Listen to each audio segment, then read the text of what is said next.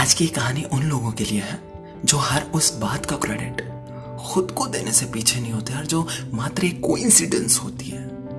मतलब in short, हम खुद ही के मुंह से इनडायरेक्टली खुद ही की तारीफें करते रहते हैं यार, और कहते हैं कि अगर मैं ना होता तो शायद ये काम भी पूरा ना हो पाता। दोस्त, जो होना है ना वो हर हाल में होकर रहता है यार, बस हम तो मात्र एक जरिया है। अगर उस वक्त हम उस काम के लिए ना होते तो संभवतः किसी और काम के लिए कहीं और उपस्थित होते।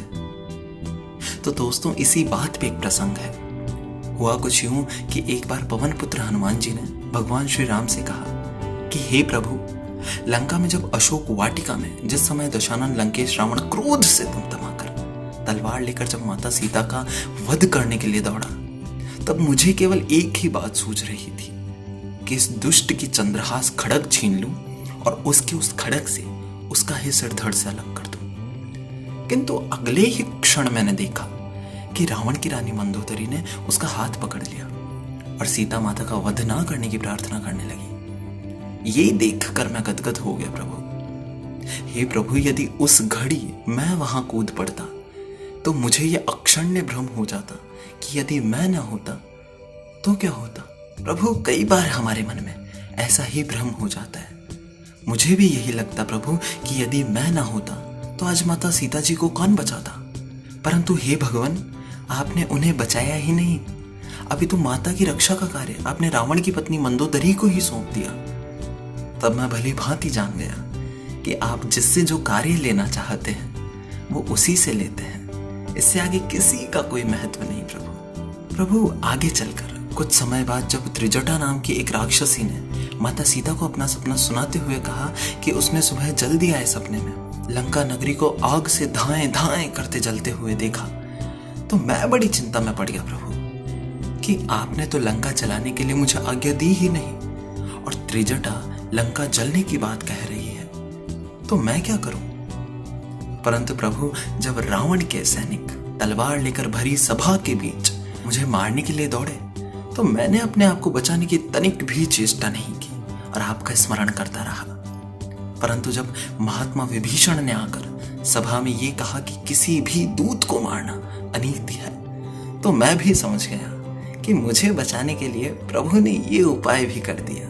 हे भगवान, आश्चर्य की पराकाष्ठा तो तब हुई जब रावण ने भी विचार करके ये कहा कि इस बंदर को मारा नहीं जाएगा, लेकिन बंदर को अपने प्राणों से प्रिय अपनी पूंछ होती है, इसलिए इसकी पूंछ में तेल लगा कपड़ा लपेटकर आग लगा दी जाए। तो मैं गदगद हो गया कि उस संत राक्षसी त्रिजटा की बात सच थी, वरना लंका को जलाने के लिए मैं कहां से तेल, कपड़ा, घी और आग कहां ढूंढता प्रभु।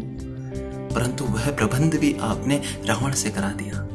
जब आप रावण से भी अपना काम करा सकते हैं तो मुझसे करा लेने में क्या आश्चर्य की बात है प्रभु। उसी प्रकार हम इंसान भी बड़े ही विचित्र है यार। अगर कोई अच्छे काम के लिए भगवान हमें जरिया बनाए तो हम खुद को क्रेडिट देकर कहते हैं कि अगर हम ना होते तो क्या होता, और अगर किसी बुरे काम के लिए जरिया बनाए तो भगवान से ये फरियाद करते हैं कि सब गलत हमारे साथ ही क्यों होता है यार। दोस्त, भगवान के हाथ में ही वक्त के तराजू में रखा सोना भी अगर हम हो सकते हैं तो हमें लोहे का बाट भी तो बनना होगा ना। इसलिए दोस्त, हमेशा याद रखो कि संसार में जो कुछ भी हो रहा है वो सब ईश्वरीय विधान है। हम और आप तो केवल निमित्त मात्र हैं। इसलिए कभी भी ये भ्रम ना पालें कि अगर आप ना होते तो शायद वो कार्य भी ना होता।